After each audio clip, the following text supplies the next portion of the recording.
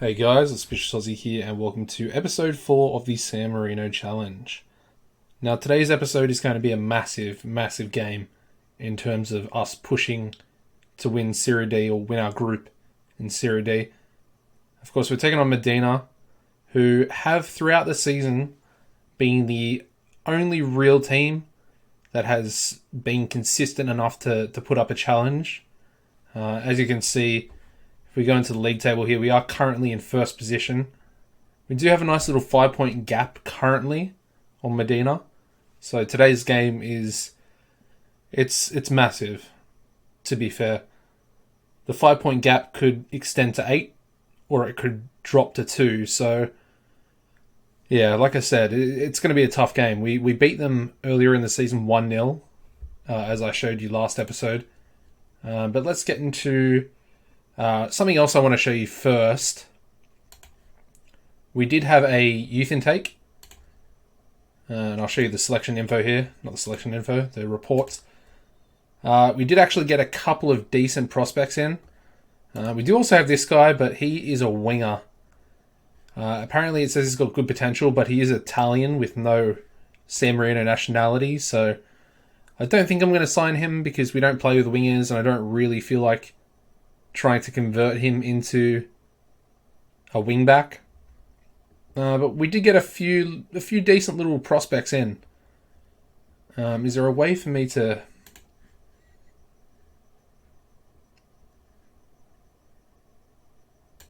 There we go. Alright, I was just wondering how to filter out all the players that I haven't given contracts to.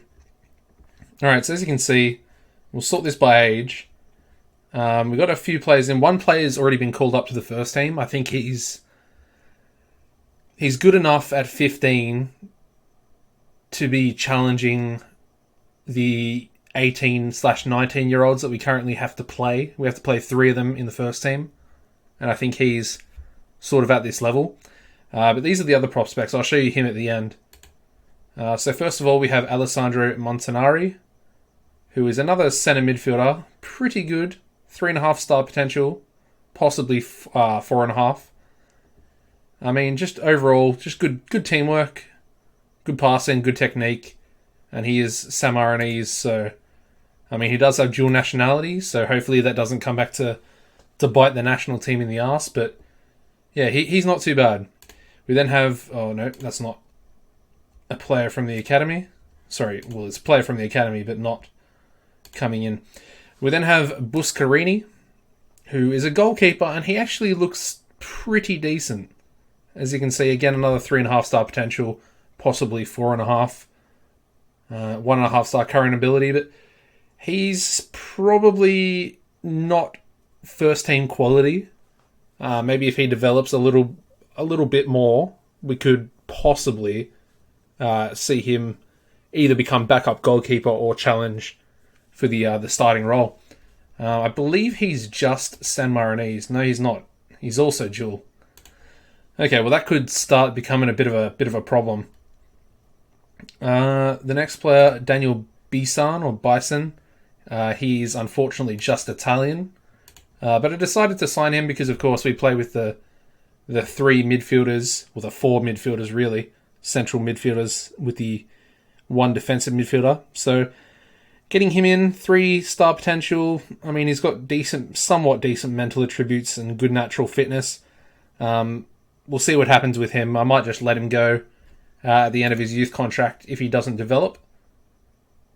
And I believe this guy is the last one out of the prospects that we're going to keep in the academy at the moment.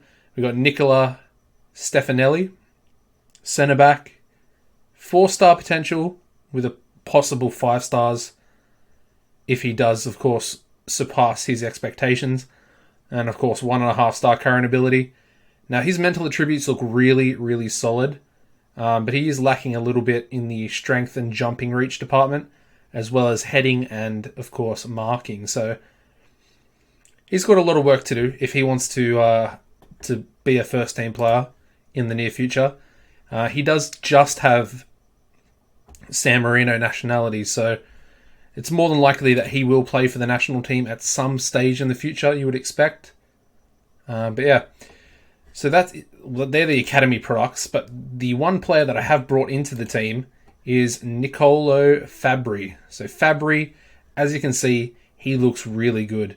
Now, this was called a golden generation by the head of youth development, but I don't think these players are really as good as they would probably be at any other sort of team that has decent players, because the players these guys are being contrasted to are quite poor. So keep that in mind, but he definitely looks pretty good for this level.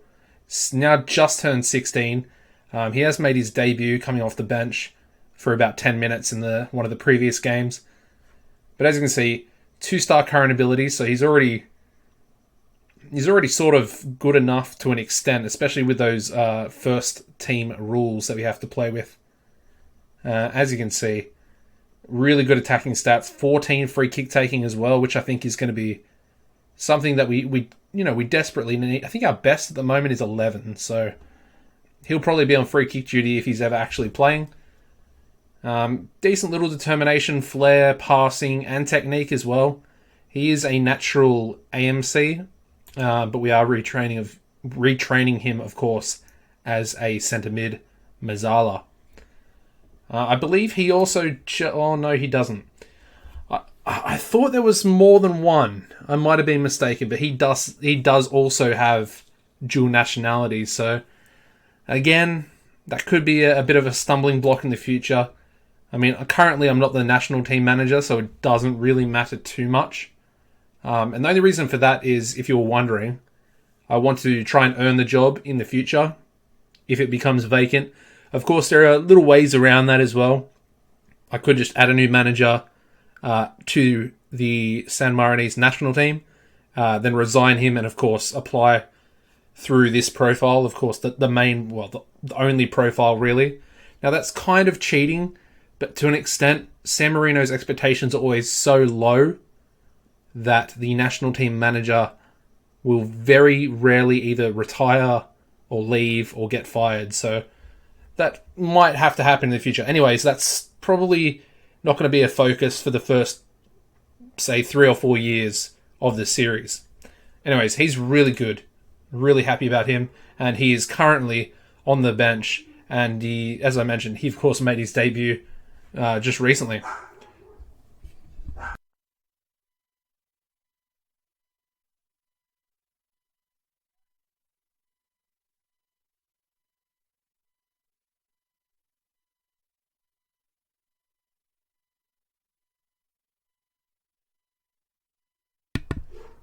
Sorry about that. So yeah, let's have a look at the recent fixtures.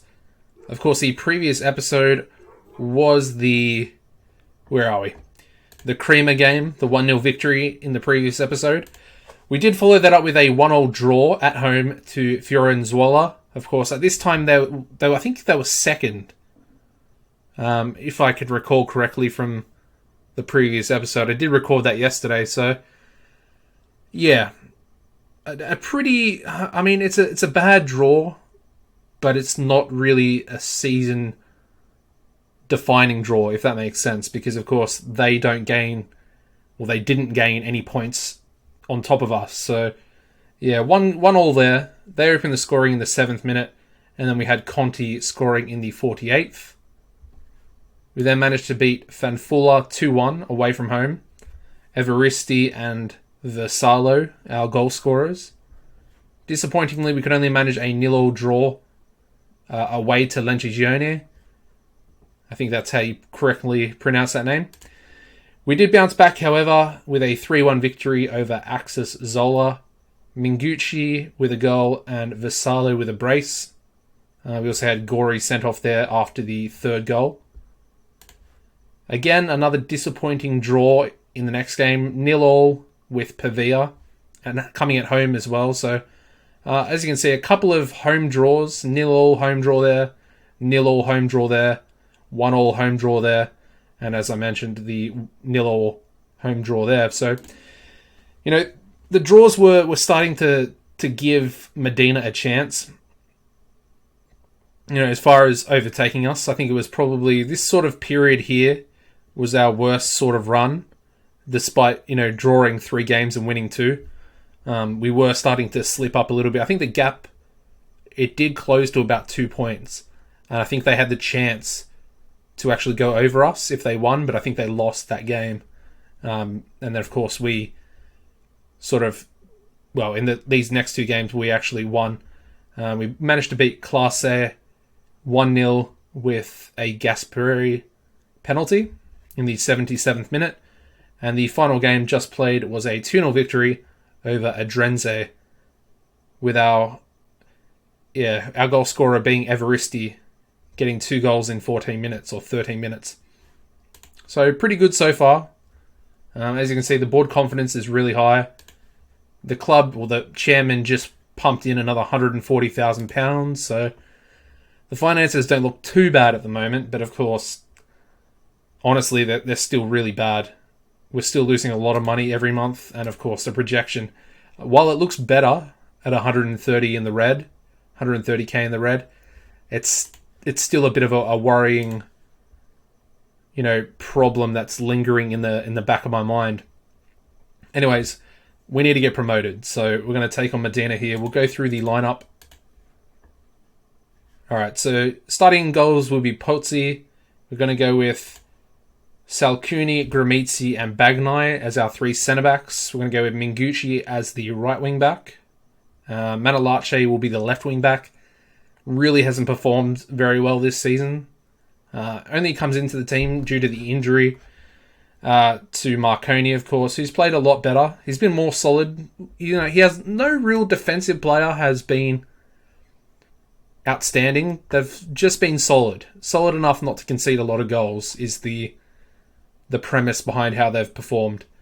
Mingucci's played pretty well, as you can see, on an average of 6.99, so yeah, good from him. I'm going to go with Gori, of course, the loanee from Cesena, the parent club, will be the defensive midfielder.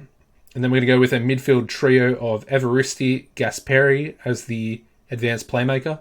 And then Pellini is going to come in due to the suspension to Pasquini, who has done really well so far this season, along with Gasperi in the centre of midfield.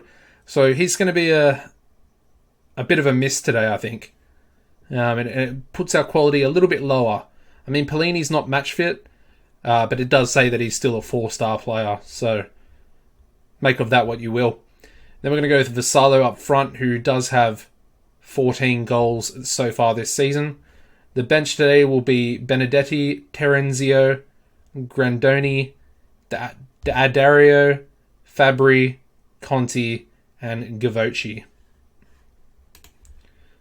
Alright, come on, boys. We need a big win here.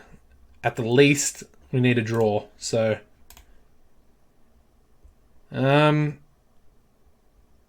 going to tell the boys to keep the good run going. Because honestly, I think that's exactly what we need to do if we want to win the league and gain that automatic promotion. As I've mentioned in previous episodes, Modena are a team that were once upon a time in Serie A and Serie B for quite a while. So this fall from grace down to the 4th tier, they probably don't really belong here. I haven't really had a look at too many of their players, but they're sort of the same level of quality as our team.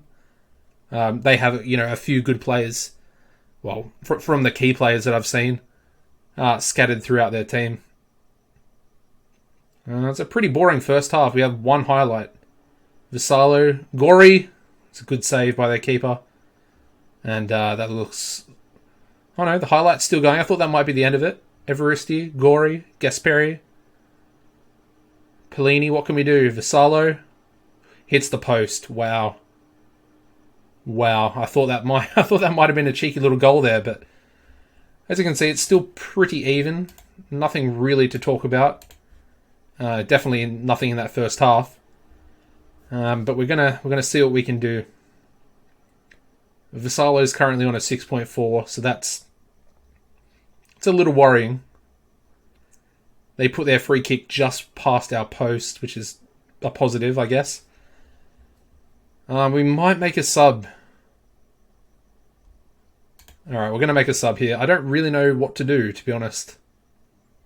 Manolache really not performing very well, so we'll take him off. Yeah, we'll just do that for now, I guess. As we approach the 75th minute, I'm going to tell the boys to push forward with the shout. Actually, we might do it now, actually. It's going to tell the boys to push forward.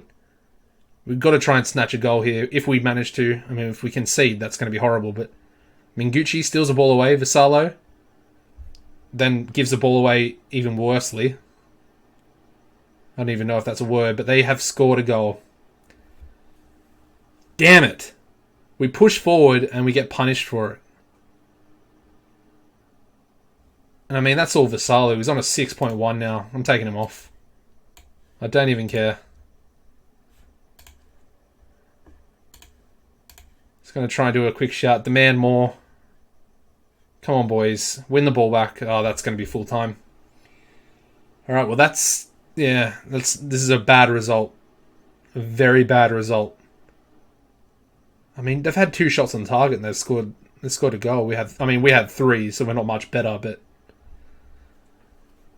Oh, there we go. Mistakes leading to goal. Vassallo. Just not good enough. Just not good enough. So that's gonna close the gap to 2 points, which is bad. Really, really bad. Yeah, another semi-late goal as well in that 79th minute. It's a hard one to take, actually. It's a very hard one to take. And as you can see, we'll go into the league table here. Modena now on 65 points, and we're on 67. So that 2-point gap is looking real thin. Now, there aren't that many games left to go in the season.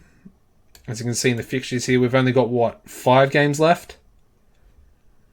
And looking at those 5 games, Reggio or Dace looks like it looks like the hardest game out of all those.